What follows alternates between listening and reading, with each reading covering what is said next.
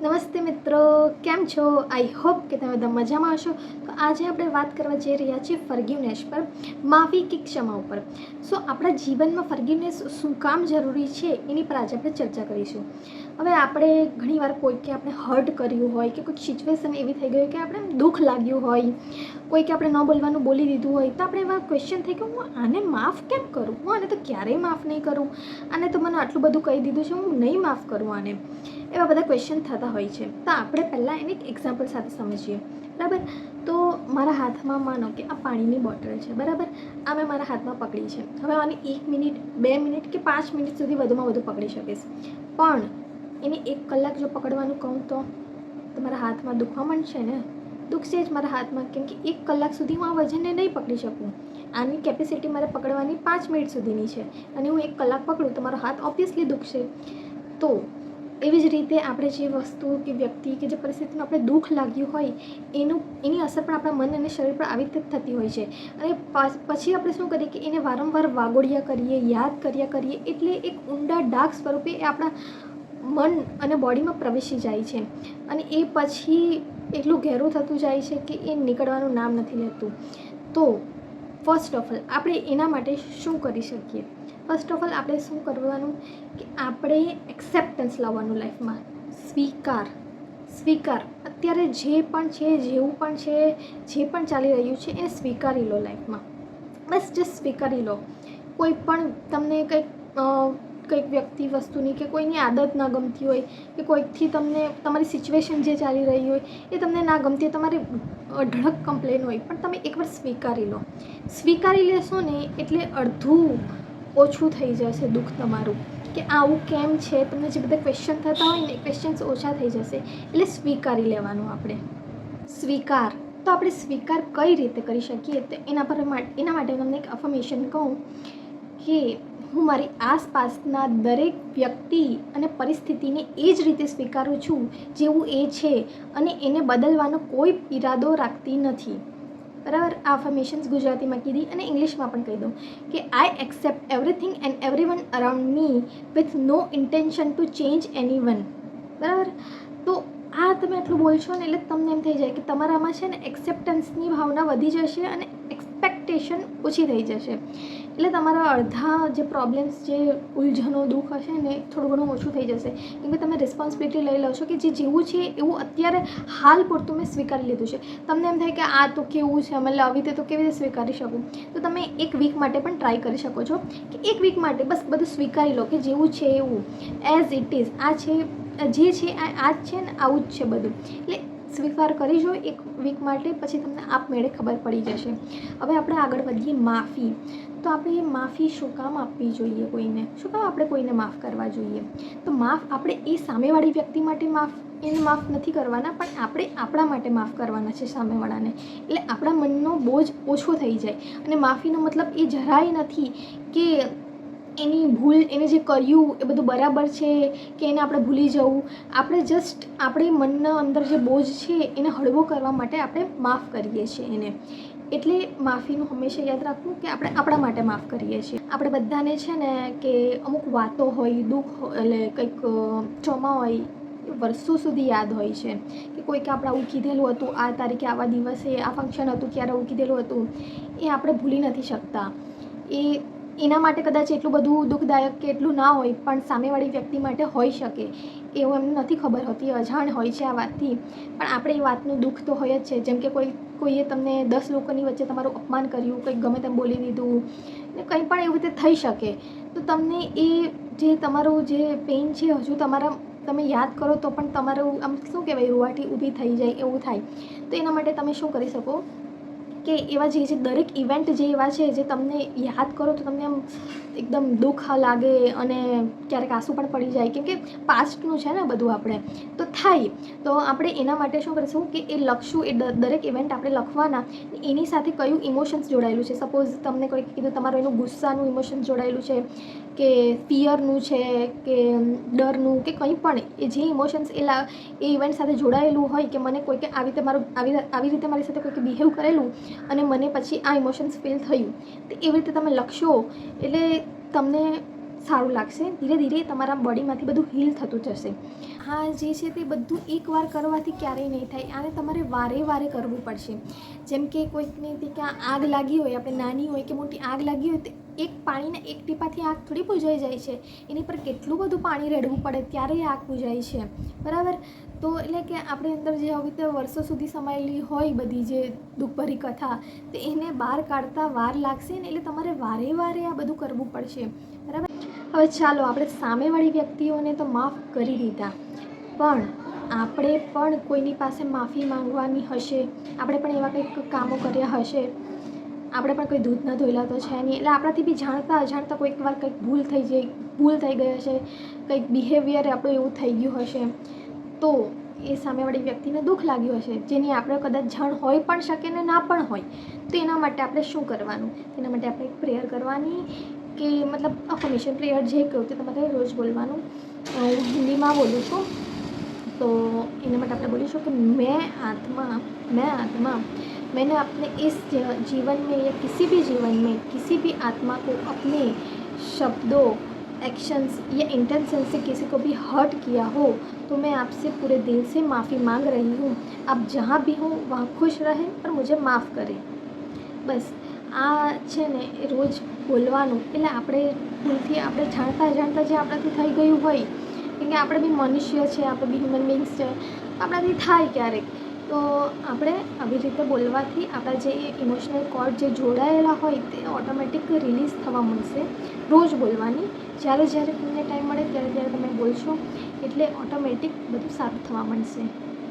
હવે આવે છે ફરગીવ આર સેલ્ફ, મતલબ ફરગીવ માય સેલ્ફ. આપણે પોતાને માફ કરવાનું, એ પણ એકદમ ઇમ્પોર્ટન્ટ ભાગ છે કે આપણે પોતાને માફ કરવાનું. એ વસ્તુઓ માટે કે જ્યારે આપણે પોતાથી કંઈક કામ ન થયું ને આપણે પોતાનો સાથ છોડી દીધો, પોતા પર સેલ્ફ ડાઉટ કર્યું, પોતાને ગમે તેમ નીચું દેખાડ્યું. દુનિયા તો દેખાડે નીચું, પણ આપણે પણ પોતાને એ જ કક્ષાએ નીચું દેખાડ્યું અને એટલા ક્વેશ્ચન્સ કર્યા પોતાના પર, ગમે તેમ બોલી નાખ્યું પોતાની જાત પર ને એકદમ negative self talk for a long time for our self. તો એના માટે આપણે પોતાની સાથે માફી માંગવી જોઈએ કે મેં તારી સાથે આવું કર્યું, આમ કર્યું, તો માફ કરું, તને હું માફ કરું છું, એવી રીતે. અને આપણે એક્ઝામ્પલ સાથે સમજીએ તો કે ક્લાસરૂમ હોય તો એમાં 3 ટાઈપના બાળકો હોય. એ ક્લાસરૂમમાં 3 ટાઈપના બાળકો હોય. માનો કે મેથ્સનો લેક્ચર ચાલતો હોય તો એમાં ફર્સ્ટ ટાઈપનું બાળક હોય તો એને કેવું કે કોઈક સમજાવે તો 1-2 વારમાં સમજ પડી જાય, બરાબર. પછી કોઈક બીજા નંબરનું બાળક હોય તો એને કોઈક સમજાવ્યો તો એને 4 થી 5 વારમાં સમજ પડે છે. અને ત્રીજા ટાઈપના બાળકને એ 10 થી 12 વારે સમજ પડે છે. મતલબ એ વારે કર્યા જ કરે છે અને છેવટે એને 10 થી 12 વાર ટ્રાય કરે પછી સમજ પડે છે. તો આપણે લાઈફમાં અમુક જગ્યાએ એ ત્રીજા નંબરના બાળક ના હોઈ શકીએ કે જેને આપણે મતલબ શું કહેવાય, વારે કરે પછી એને સમજાય કે અચ્છા આનું મતલબ આમ થાય છે ને આ વસ્તુ આવું થાય તો એમાં આવી રીતે કરાય. નથી સમજ પડતી ને તરત હવે એમ કહે છે કે પહેલાં 1 વારમાં બધું સમજી લીધું ને હું 10મી વાર પણ નથી સમજી શકતો, તો એ તો કમ્પેરિઝન કરશે તો ક્યારે આગળ આવી જ ન શકે, બરાબર. પણ એનામાં મેઇન વસ્તુ એ જે ત્રીજા નંબરના બાળકમાં જોવા મળી કે એને ગિવઅપ ના કર્યું. એને ભલે 10 થી 12 વારમાં આન્સર મળ્યો પણ એને ગિવઅપ ના કર્યું. એ મેઇન વસ્તુ છે. એને કેટલી વારમાં શીખ્યું, કેટલો ટાઈમ લાગ્યો એ એટલું મહત્ત્વનું નથી, પણ એને આન્સર લાવી દીધો એ મહત્ત્વનું છે. એટલે આપણે પણ લાઈફમાં અમુક જગ્યાએ ત્રીજા નંબરના બાળક હોઈ શકે જેને અમુક વસ્તુ નથી સમજ પડતી, જેને નથી ખબર હોતી. પહેલાં નથી ખબર, હવે ખબર પડી ગઈ. ક્યાં તો હજુ બી કેવી રીતે કરવું, શું કરવું એ નથી ખબર હોતી. તો આપણે શું એની પર એકદમ આરોપ જ લગાવ્યા કરશું આપણી પર ને એકદમ નેગેટિવ સેલ્ફ ટોક ને પોતાના પર સેલ્ફ ડાઉટ કન્ટિન્યુઅસલી કે તારું તો હવે કંઈ થશે નહીં ને આ ને તે ને. એટલે જેટલી વાર પણ એવું બધું ક્યારે થાય કે જ્યારે કોઈક આપણેથી કંઈક કામ ન થાય કે કંઈક વસ્તુ અટકતી હોય કે લાંબો ટાઈમ પણ થઈ જાય ઘણી વસ્તુનો અઢળક લાંબો, ત્યારે આ વસ્તુ થાય તો થઈ જાય, ચાલો કદાચ થઈ પણ ગયું, આપણે બોલી પણ લીધું, પણ એના માટે આપણે પોતાની જોડે માફી માંગવી પડશે. હવે હું વાત કરીશ હો'પોનોપોનો ટેકનિક વિશે. તો આ ટેકનિક એ અમેરિકા સિટીના હવાઈ નામના લોકો દ્વારા પ્રેક્ટિસ કરવામાં આવે છે અને આ પ્રખ્યાત ક્યારથી થયું, જ્યારથી ડૉક્ટર હ્યુલેન દ્વારા કરવામાં આવ્યું.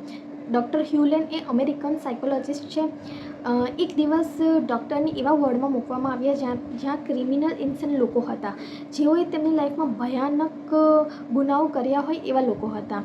તો ડૉક્ટર શું કરતા કે રોજ એ દર્દીને મળતા કે એમની સારવાર કરવાની જગ્યાએ એમની ઓફિસમાં એના જે રૂમ હોય એમાં જતા અને એમની ફાઇલ જે હોય જે ક્રિમિનલની એ ખોલીને એની પર ખાલી પુનઃ ટેકનિક કરતા, રોજ આ રિપીટેશન કરતા.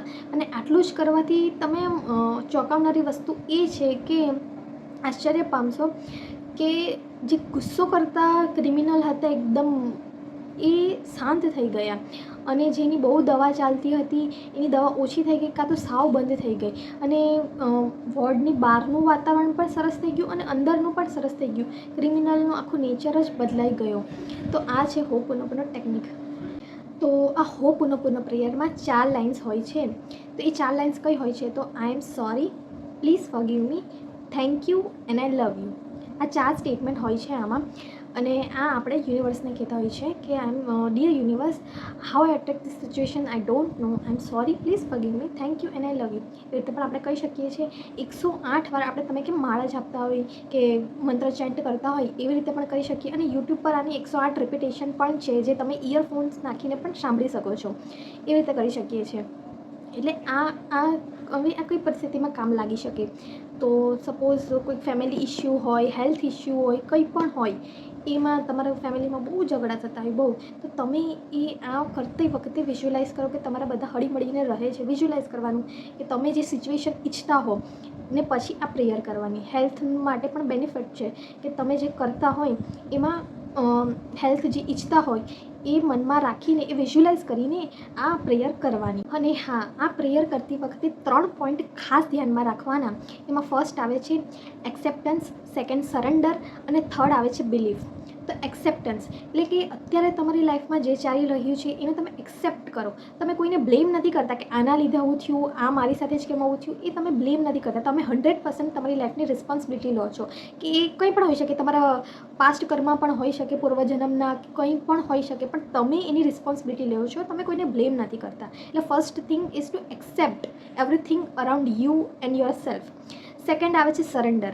સરેન્ડર એટલે કેવી રીતે કરીએ કે આપણે લાઈફમાં ઘણી વસ્તુ હોય કે જે આપણા કંટ્રોલમાં હોય છે અને ઘણું આપણા કંટ્રોલમાં નથી હોતું. તો કંટ્રોલમાં શું નથી હોતું કે લોકો મારા વિશે શું વિચારે છે, બરાબર, કોણ આવશે મારી લાઈફમાં અને કોણ જતું રહેશે, કઈ સિચ્યુએશન્સ આવશે, એ આપણા હાથમાં નથી હોતી. એટલે આપણે સરેન્ડર કરી દેવાનું બધું યુનિવર્સ પર કે જે તમે માનતા હોય ટોટલી સરેન્ડર કરી દેવાનું. અને એક આવશે, લાસ્ટ આવશે બિલીફ. બિલીફ કે વિશ્વાસ રાખવાનો.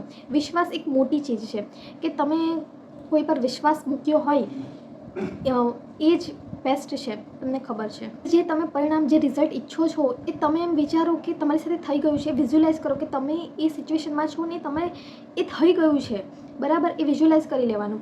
અને હા, એને કોઈ ટાઈમલાઈન નહીં આપવાની કે ના મારો આટલા પીરિયડમાં આટલા ટાઈમલાઈનમાં થઈ જવું જોઈએ. તો તમે વિશ્વાસ મૂક્યો કહેવાય જ નહીં. એટલે કે બિલીફ એ તમારું સરેન્ડર કરી દેવાનું, બિલીફ રાખવાનું કે મેં વિશ્વાસ મૂકી દીધો, એ થઈ જશે એવું રાખવાનું. એને કોઈ તમે ટાઈમલાઈન સેટ કરશો કે આ હજુ કામ થતું કેમ નથી, હું પ્રેયર કરું છું તો પણ થતું કેમ નથી, તો ક્યારેય નહીં થાય. તમારે આ 3 પોઈન્ટ ખાસ યાદ રાખવાના, એક્સેપ્ટન્સ, સરેન્ડર અને બિલીફ. એ સાથે જ કરવાનું. તો આનું રિઝલ્ટ તમને આજે નહીં તો કાલે મળશે. પેશન્સ રાખવું પડશે. આઈનો ખૂબ ઘણું બધું પેશન્સ રાખવું પડશે, પણ ઇવેન્ચ્યુઅલી થઈ જશે. આ પ્રેયર તમે જ્યારે કરો ત્યારે તમે ખુશ હો, પોઝિટિવ હો, કોઈ નેગેટિવ એનર્જી સાથે આ પ્રેયર નહીં કરવાની. એટલું યાદ રાખવાનું. તમારી એનર્જી અલાઇન થવી જોઈએ એ પ્રેયર સાથે. અને રોજ કરવાનું. અને એક ટાઈમ રાખશો એ રાત્રે સૂતા પહેલાં માનો કે, તો એ જ ટાઈમ પર કરશો તો એ ફ્રિકવન્સી તમારી પકડાઈ જશે. અને આ પ્રેયર એવો દાવો કરે છે કે સપોઝ તમારા કોઈના કાર્મિક અકાઉન્ટ હોય કે સપોઝ મેં કોઈ વ્યક્તિને ગયા જન્મમાં એટલું દુઃખ આપ્યું, એટલું હેરાન કર્યું હોય, પણ હવે આ જન્મમાં મારા રોલ રિવર્સ થઈ ગયા, તો એ મને એવી રીતે ટ્રીટ કરે છે જેવી રીતે મેં એને ગયા જન્મમાં ટ્રીટ કરેલું હતું. તો આ પ્રેયર કરવાથી એ સંબંધ પણ સારા થઈ જાય છે. હેલ્થ ઇશ્યુ હોય એ પણ ઘણી મહદઅંશે સારી થઈ જાય છે. એ આ પ્રેયર એવો દાવો કરે છે. તો તમે જરૂરથી આ પ્રેયરને વિશ્વાસ સાથે કરજો. અને આ પ્રેયર વિશે વધુમાં વધુ તમે સર્ચ પણ કરી શકશો. યુટ્યુબ પર તમને માહિતી પણ મળી જશે.